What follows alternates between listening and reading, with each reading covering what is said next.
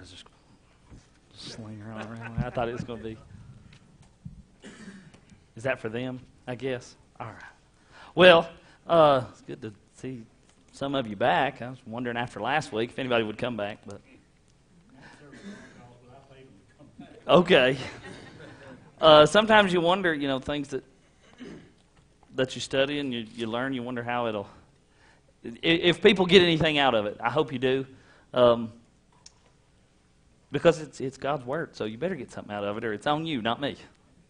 It's your fault, not mine. Real quick, I'll ask you a question. And I've got David, he's going to pull some pictures up for me. I don't have any rhyme or reason to these pictures. I just picked about 8, 7. I don't even know how many I picked. Just to kind of show you a few things. Not going to get into them just yet. You can go ahead and put the first one up if you want to. But there's a word in the Bible that's mentioned 27 times, I believe it is, in the Greek New Testament. And that word is mystery. Mystery. What mysteries do you know of in the New Testament? Now, I'm not talking about a murder mystery. Like, what's the lady that wrote, Murder on the Orient Express and all that? Agatha Christie. Yeah, we're not talking about murder mysteries. We're talking about divine mysteries. What is a mystery? Church. The mystery of the church. The Old Testament prophets had no concept of what the church would be. When they saw the events of the future, they didn't see the gaps in the time in between the two events. When Isaiah talks about Jesus being born and then the government resting on his shoulders, all in one verse, really. But there's thousands of years separating the two. Any other mysteries? The rapture is a mystery. Who said that? Yes, the rapture is a mystery. We shall not all sleep. That is a mystery. That was a concept that was not heard of in the Old Testament, or up until that point, really, outside of what Paul had probably already spoken about it. Anybody else got another one?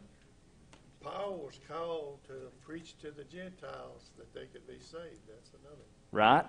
There's one dealing with Israel, all the way, Romans 11, I believe it is. I believe it's Romans 11. Mystery of the Holy Spirit dwelling within us. The indwelling of the Holy Spirit is a mystery not understood by the Old Testament prophets. The mystery of the blindness in part. Israel's blindness in part. I've got a whole list here. Jew and Gentile earning salvation the same way after Christ. It was not a common thought in the Old Testament days. But there is something that there is absolutely no mystery about. There's no big unveiling. There's no, there was nothing hidden about God's judgment. In each dispensation there is a rule, and there is a breaking of the rule, and there is a judgment for breaking whatever particular rule that may be. There is no mystery of judgment. God is a righteous judge, and He will judge. I was reading this week, looking all this over, and I love a story that I came across. I'd like to say that I've known it for years, but I'll just tell you the truth. I came across it this week. And it was of a young man. I'll paraphrase here a little bit and put it in more modern terms. A young man walking down the street, and he's texting and walking at the same time. It can be deadly to text and walk at the same time. We know not to text and drive, but texting and walking can be just as bad. And he walked out into traffic.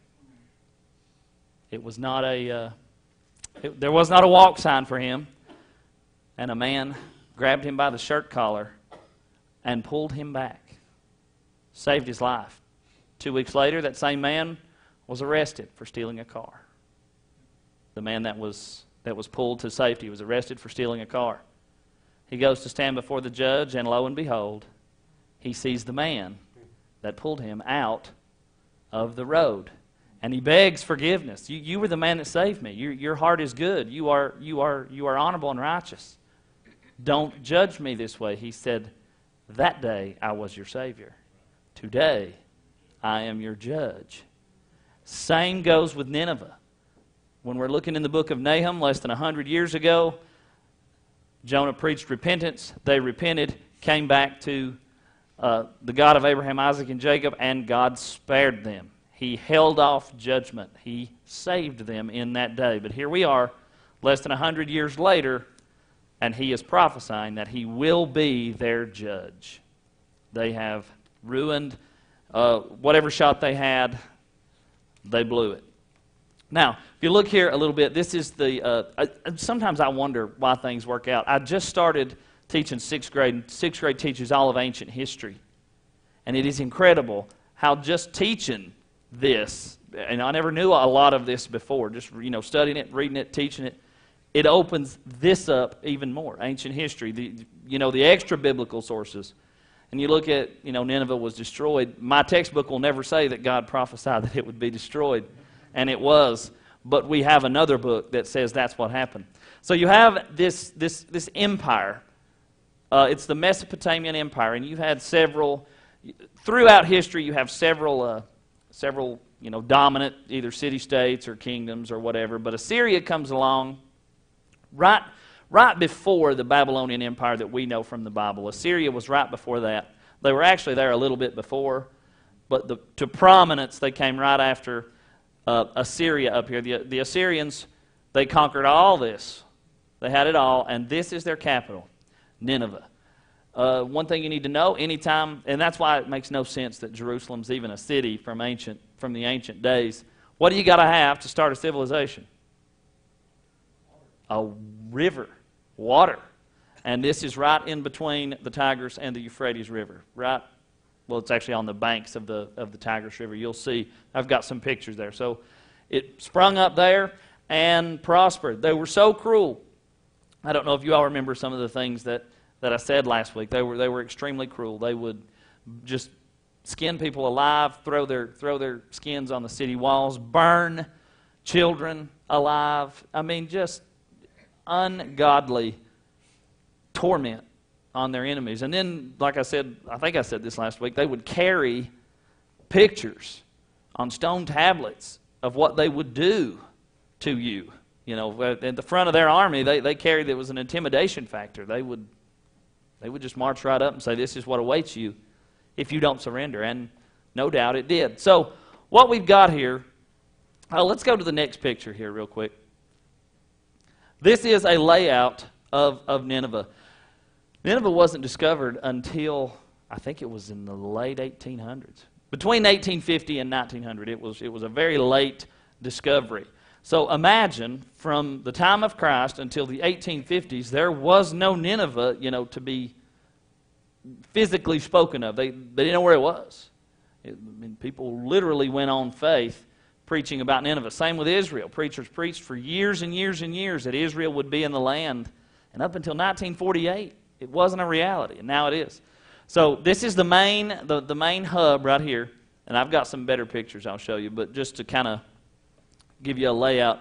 The walls around this, about 7 miles all the way around. Huge, huge city. We've got pictures of the ruins of the ancient walls, 100 feet high, 3-4 feet wide, maybe even as high as 7 in some places. Huge walls, huge cities. Took Jonah how many days to go through it?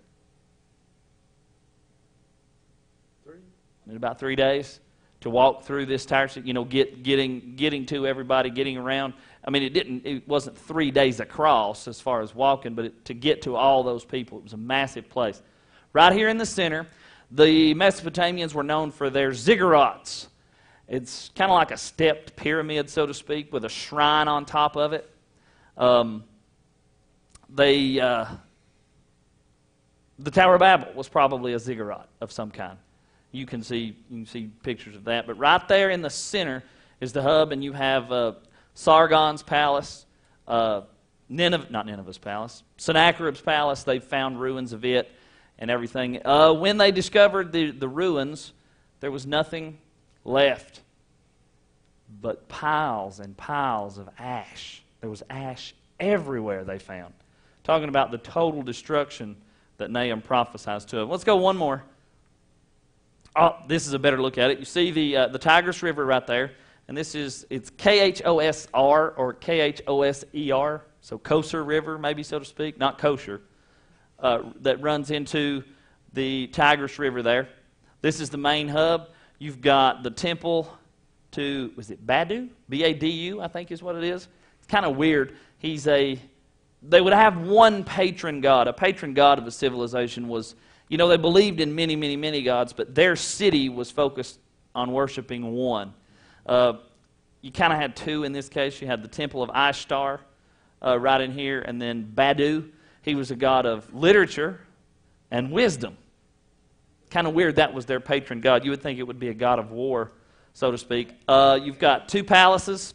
One, they think, was Sargon II's, and one was Sennacherib, who we have in the Bible. We'll go one more, see where we're at. This is a rendering of it. You can see the ziggurat there, probably with a shrine of some type on the top. The palace is here, right along the river. Massive place, and the world feared them. They were a terrifying army. But it's funny, my kids in class, we start talking about all these things, and they're like, okay, when do they get conquered? Because you read about all the, and then this happened and they were conquered, and then this happened and they were conquered, and then they were conquered. It's like, so who conquered them?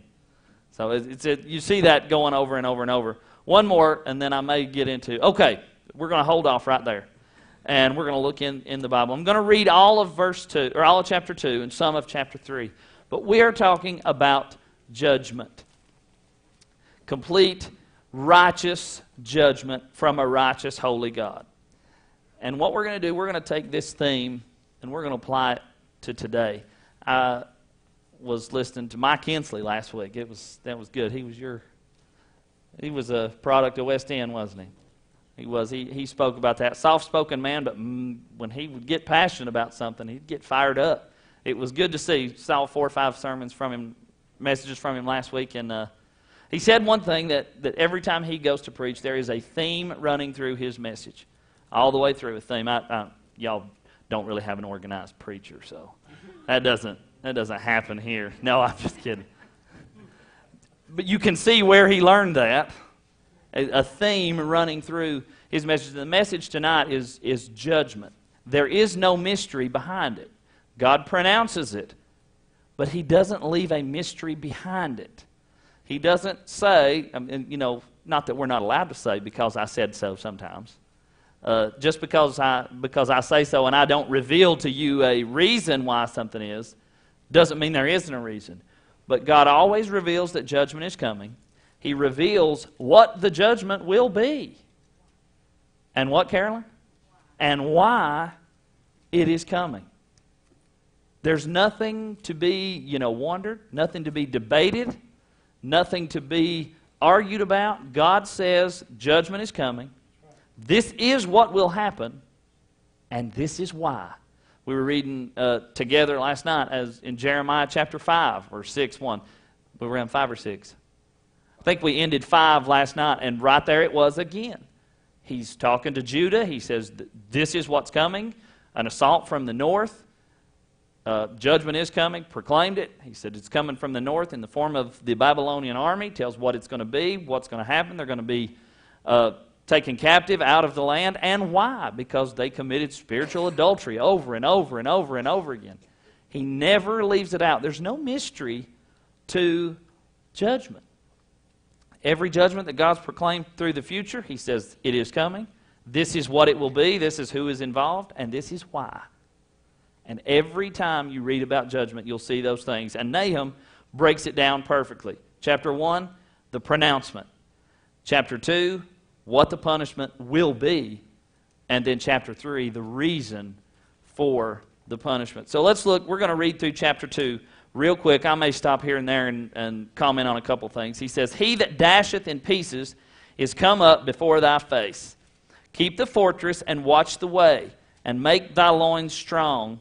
Fortify thy power mightily. He's talking to Nineveh here. He's saying the enemy's coming. Go ahead and get ready. Go ahead and get ready. Make your loins strong. Gird up your loins. Be ready for battle. For the Lord hath turned away the excellency of Jacob and the excellency of Israel. For the emptiers have emptied them out and marred their vine branches. The shield of his mighty men is made red. The valiant men are scarlet. The chariots will be with flaming torches in the day of his preparation. And the fir trees shall be shaken terribly. Just a side note here. I was reading this, and someone said that, talking about the chariots moving swiftly with flaming torches, people get some wild ideas. Said this was a prophecy of the automobile. Anyway, I thought that was interesting enough to share. The chariots shall rage in the street. They shall jostle against one another in the broad ways. And they shall seem like torches. And they shall run like the lightnings. Adding that to it. Predicting automobiles. I mean, we're talking about Nineveh here, not. He shall recount. But he did clarify how they drive over there in the Middle East. Because they drive like wild people over there. You think you see rough driving in Knoxville or somewhere. You go to a foreign country when you've got a motorcycle that'll just, come right up between you and the car between you and go around the front of your car and this way. I mean, they do everything. But I didn't see many wrecks while I was over there. So maybe they know what they're doing. He shall recount his nobles. They shall stumble in their walk, and they shall make haste to the wall. And the defense shall be prepared. The defense is ready. We're ready for whoever's coming for us. We got 100 feet tall walls. We're ready. The gates and the rivers shall be opened, and the palace shall be dissolved. It doesn't matter how much you prepare. However prepared you think you are, it doesn't matter. God's judgment will come either way.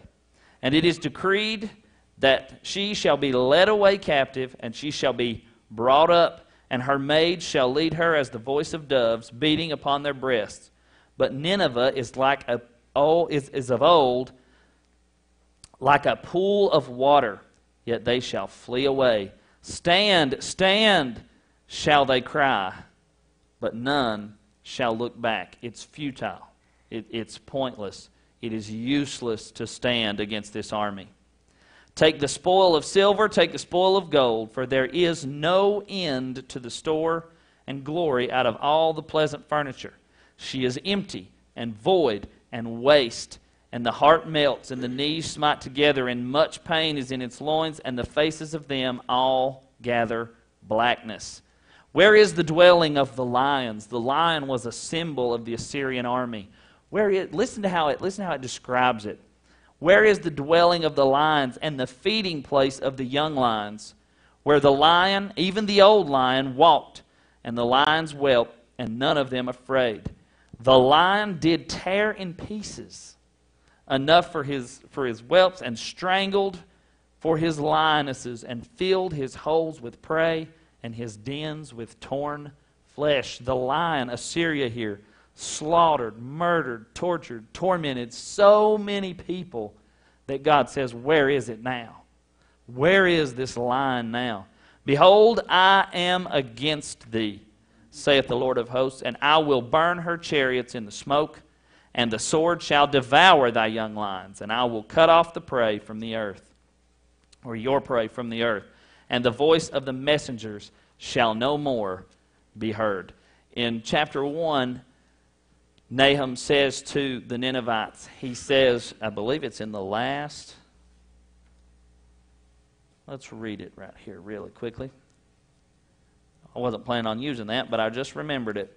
Affliction, chapter 1, verse 9 in Nahum, he says, an affliction shall not rise up a second time.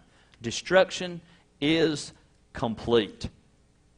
Complete. So much that this is 612 BC-ish. So 600 years plus nearly 2,000 years. You're looking somewhere around 2,500 years went by without anybody really knowing this place, where it was, what happened. Nothing was there for that long. And you can see here, this is Nineveh 1929 and then 2015. You can see where it was, the old walls. This would have been that area right there where I showed you where the temple and the palaces were, right in this area right here. But you can see the walls. You can see where they would have been. The Tigris River right there, the Kozer River right through there. And you can see that was in 1929. Nothing Nothing there. Probably an aerial photo, but I mean not satellite probably like this one. Well, obviously not satellite like this one, but you can see the remains of the walls. Utterly destroyed. And I can remember, you think that time, you think that there's not enough time for something to be gone from memory.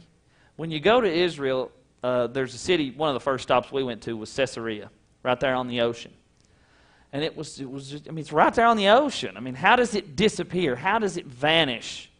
And the guy told us that they were looking for the city. They didn't know where it had gone. You know, this was a place with a massive harbor. King Herod built it, so it was a grand place. And he said the sands from the Sahara Desert, miles and miles and another continent away, blew with the winds of the Mediterranean. And they blew, and over the course of all those years, completely covered the city. And the way they found it is they found the amphitheater first, and it was a circle. It was a circular sand dune when most sand dunes are in oval shape. They're oval in shape. They're not that perfect circle. And that's how, time can erase a city at nothing. Do you remember there used to be a show on Discovery Channel or something. It was talking about so many, if every human vanished, something like that, yeah. What would happen and how long it would take, how long it would take the cities to fall and all this other stuff without maintenance. It was pretty neat. But time can erase a city. Now that is wild. Let's go one more here. This is the remains of the walls. A lot of this was uncovered and restored until who came along? Anybody know? ISIS. A lot of it was uncovered, restored. They rebuilt some of the gates to show what it would have looked like, the ziggurats, the statues of their deities and things like that, and they were defaced and burned. ISIS came in and got rid of all trace of it. So even what we had is gone today, but you can see the remains of the walls, 100 feet high, several feet thick. It was something to behold. We'll go another one here. Where are we at? They think this is the remains of Sennacherib's palace. I did see that. We'll go another one. And that's all we got. See, I didn't know how many I had. But I knew you can see the total destruction that came upon this city. God prophesied there is judgment coming, Nineveh. This is what's going to happen. But he does not leave out the why. Now, we wouldn't, we're talking about the creator of the universe. We would not have much of a leg to stand on, even if he didn't reveal why. Even if he didn't say, this is why this judgment is happening. But he does. He leaves us no excuse. He left Nineveh no excuse. Now remember, this is a little bit before. Probably, a few years before anyway, the actual destruction. I do believe that had prayer come, and revival come, God would have prolonged it once again. Just like he did with Jonah. We have no reason to say that it wouldn't. He did not give a specific time for this to happen. Had they turned, repented, and come back to God, I believe that judgment would have come eventually, as it's going to come to all the world eventually. But I believe it could have been prolonged. It was before in the days of Jonah. So now we look at the cause of the destruction. Can we get one more? Can we get the lights back on? What caused this destruction? They had repented in the days of Jonah, and truthfully, rightfully, they tore their clothes, wore sackcloth and ash. They repented of their sins, but they let it die within a generation. Within 100 years, all was forgotten. And all Nineveh perished for it. So when we look in 3, he says, woe to the bloody city. It is full of lies and robbery, and the prey departs not. The noise of the whip and the noise of the rattling of the wheels and of the prancing horses and of the bounding chariots. The horsemen lift up both the bright sword and the glittering spear, and there is a multitude of slain and a great number of carcasses, and there is no end to their corpses.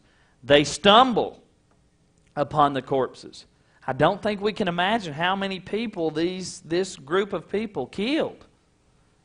For it to get God's attention and say, hey, I will intervene now. Look at how many we've killed in 45 years, 46 years. How many unborn children we have killed. It will get God's attention one day. Because of the multitude of the harlotries, of the well-favored harlot, the mistress of witchcrafts, that selleth nations through her harlotries and families through her witchcrafts. You think, I did read where some people say there is no way. I think they say this about the book of Daniel too.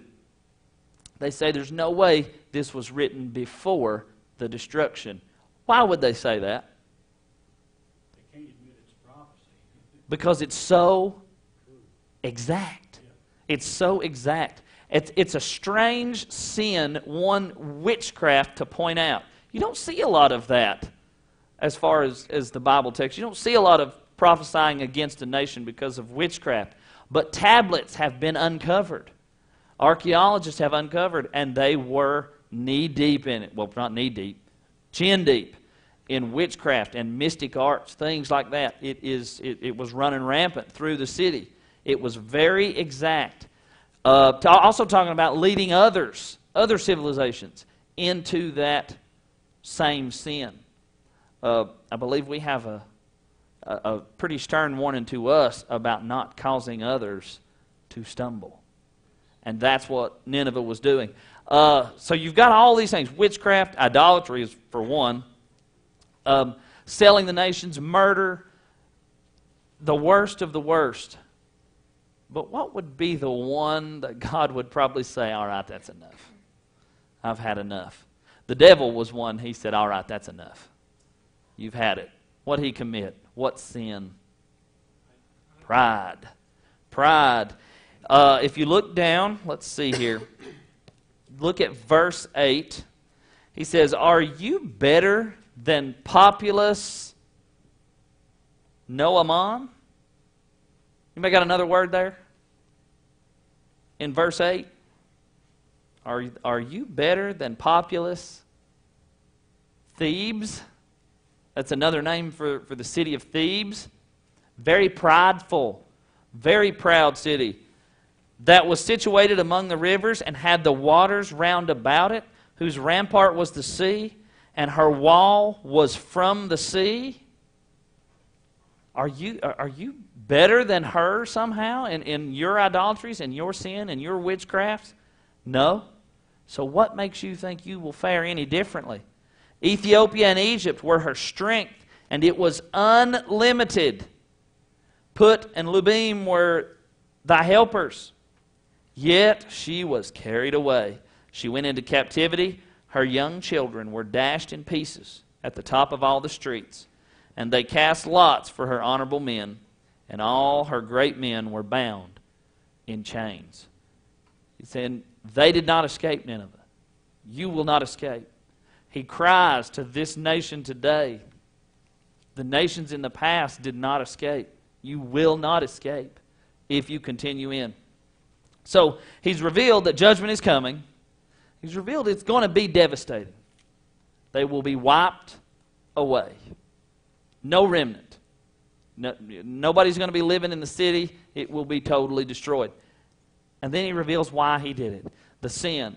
And all that they were involved in, it had come up before God, and God said, it is enough. And it took a while. You know, God is long-suffering, and He allowed them time. Just as in the days of Abraham, He allowed the Amorites time.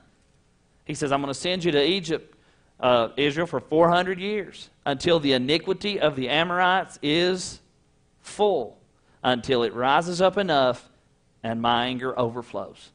Now, remember what Nahum meant? What does Nahum mean? Comfort.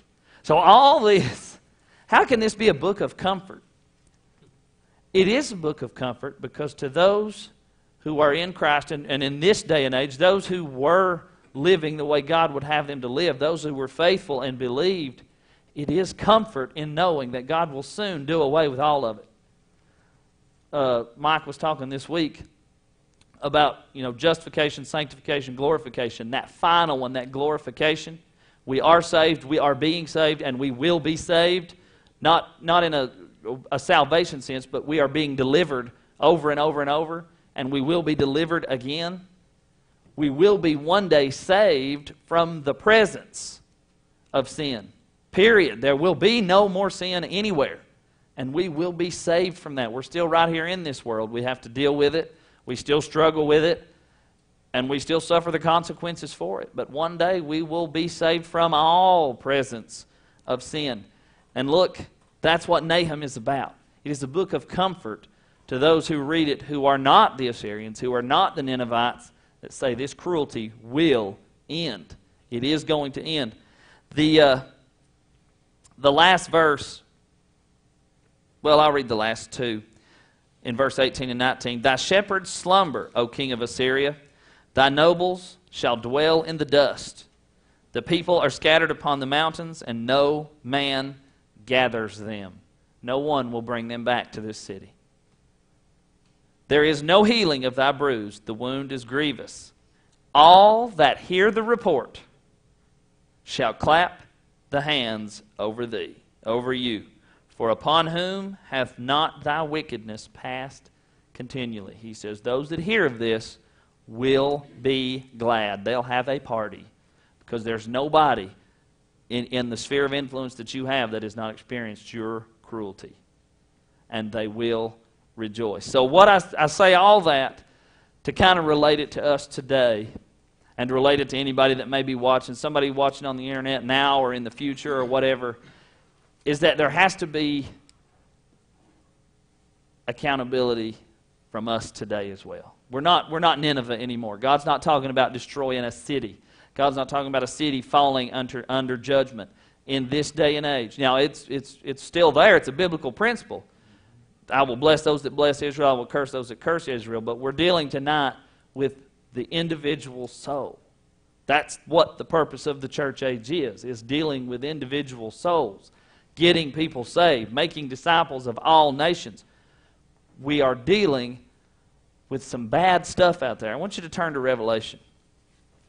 Revelation is a book of judgment, the revealing of judgment to come. I don't think as far as the judgment comes there's anything new. I think we would have what I'm about to say here. We would have the basis of choose Christ, you get heaven. Deny Christ, you get hell. I think that's spoken of, well before Revelation. But he reiterates it again because he's about to end the book, the entire book, our entire Bible on a high note. He's about to end it on a high note.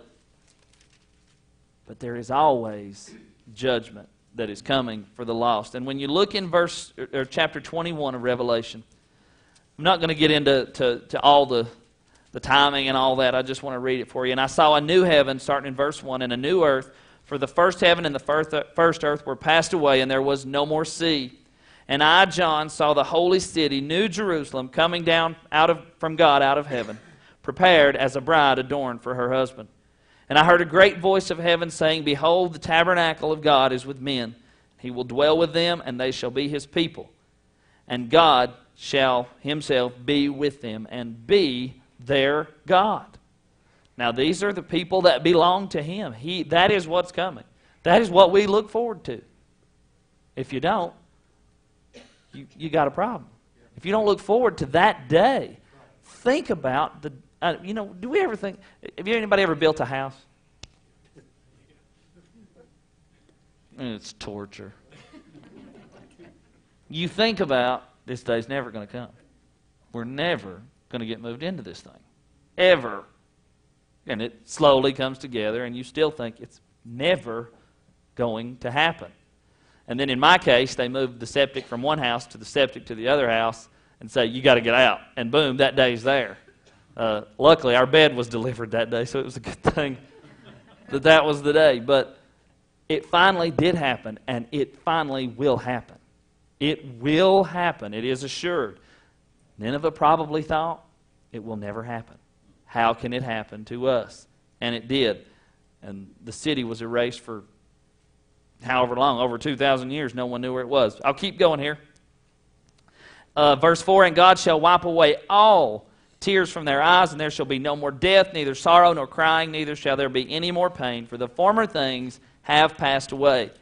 And he that sat upon the throne said, Behold, I make all things new. And he said unto me, Write, for these words are true and faithful. And he said unto me, I am the Alpha and Omega, the beginning and the end. I will give unto him that is athirst of the fountain of the water of life freely. He that overcometh shall inherit all things, and I will be his God, and he will be my son.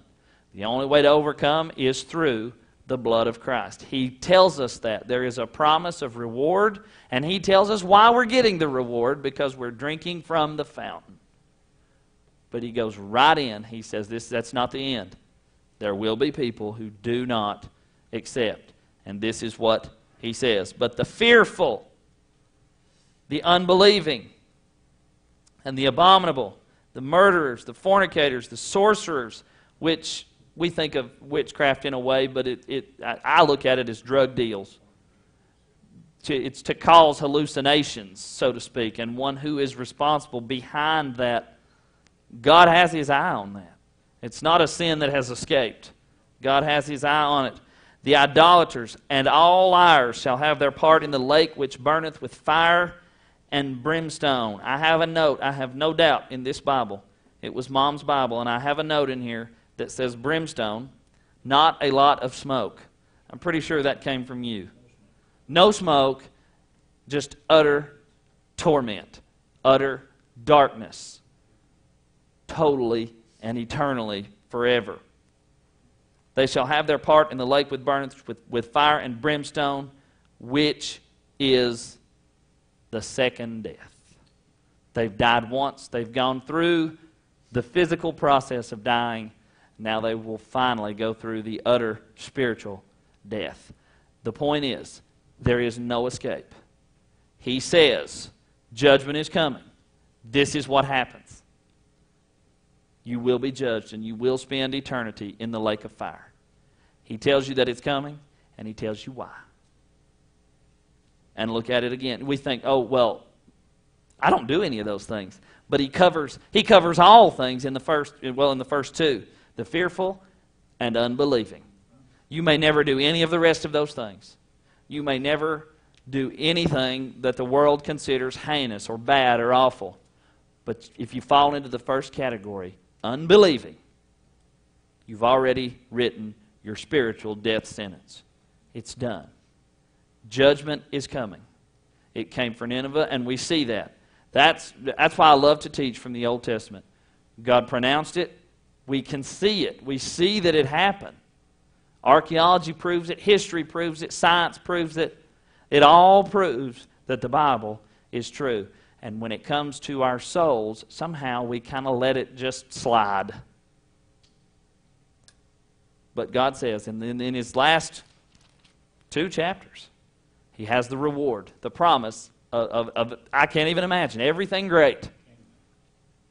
But he also describes what's coming to those who fall in that list. And then I ask the people on the internet, do you fall in that list? Does anyone here fall in that list? Are we living under the disguise of a Christian? Do we have a form of godliness but deny the power thereof? We may tithe more than anybody else in the church. We may show up more than anybody else here. We may pray loudly and more boldly than anybody else. But do we know him? Does he know your name? Judgment is coming, and there is a way out. And that way is through him. And God will leave no excuse, no room for argument. I don't believe the first person standing at the great white throne will truly, in their heart, believe necessarily that they are innocent. I believe they'll know they're guilty, but I believe they'll try every way in the world to get out of it. They'll come up with every excuse and everything to get out of it. But can you imagine standing in front of a holy God? You would have to know. You would have to know that that is God. Anybody got anything? Any thoughts or comments? Nahum If you, I hope I've broken it down for you a little bit, showed you a little bit of it's. God says judgment's coming. He says this is why, because you are the most horrific generation to date, and this is what's going to happen. And He does that for all of us. Anybody got anything? Okay. Yeah.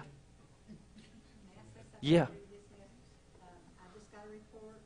Says Emma has been alert and resting more comfortably, and her breathing is easier, and her CO2 numbers are down from yesterday. So she's doing some better. So there's no tubes for now. Praise the Lord.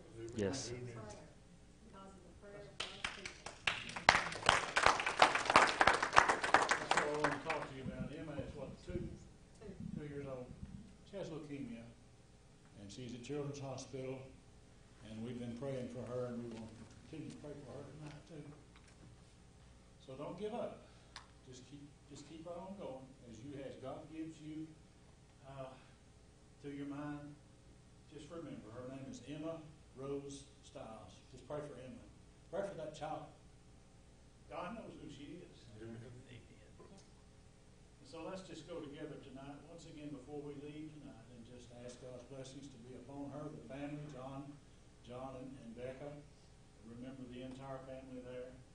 And then that she'll have a good night, and that they will have a good night. And then pray for her. I will be going down tomorrow to start platelets again, because that's what they use to do the leukemia treatments. And so I'll be going down for a couple more treatments to get started back again. So please be remembered. There will be a blood drive when? October 12th. October the 12th at Smoky Mountain. At Smoky Mountain, and everything will go to her. Yes. And then we're going to do one out here. Yes. You're going to set that up. Yes. And we'll do it out here, and we have a number that everything will go on her account. Because it takes a lot of blood products for leukemia patients. It takes a lot of. We're not supposed to know this. I've been a medic donor, platelet donor for years. We're not supposed to know where the platelets go. It's one of those things that they're not supposed to know where their platelets are coming from, and we're not supposed to know where they're going.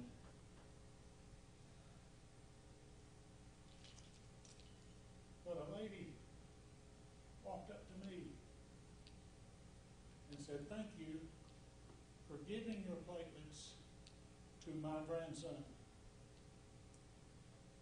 And I said, "Well, what are you going to say? Glad to do it.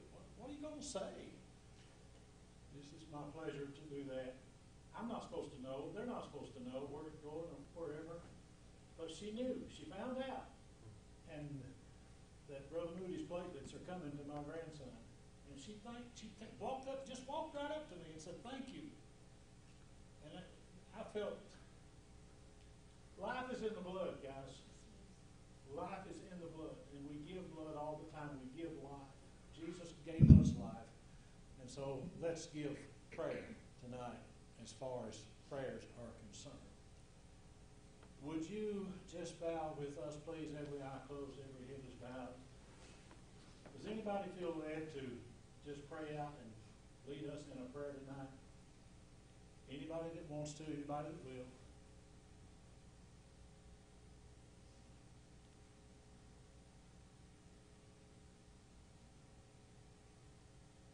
Father, we thank you there's nothing too hard for you, Lord, that you know us and you know Emma. We pray for her complete healing. Pray that she become a miracle and that she would proclaim your word in a great and mighty way all the days of her life. Help her come to know you at a very young age. We pray the Holy Spirit, the living God, would be upon her and help her walk in a way that should be pleasing to you, Lord Jesus. Help her to know your way and to do it. Keep her from evil, from the evil one. And we thank you and praise you that you're able to do exceedingly abundantly more than we can ask to think. There's nothing too hard for you. That's right. Thank you, Lord Jesus, that this is a little tiny thing in your sight. We can be so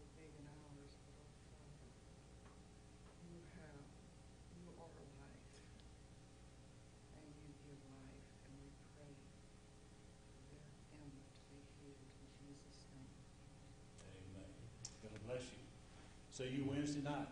May the Lord bless you. See you at 6 o'clock on Wednesday night. Amen. There will be an annual meeting, about 5-10 minutes or so after we do the prayer list. And then we'll look at Genesis, continuing in the study of Genesis. God bless you, folks. Thank you, Jordan. When were they together?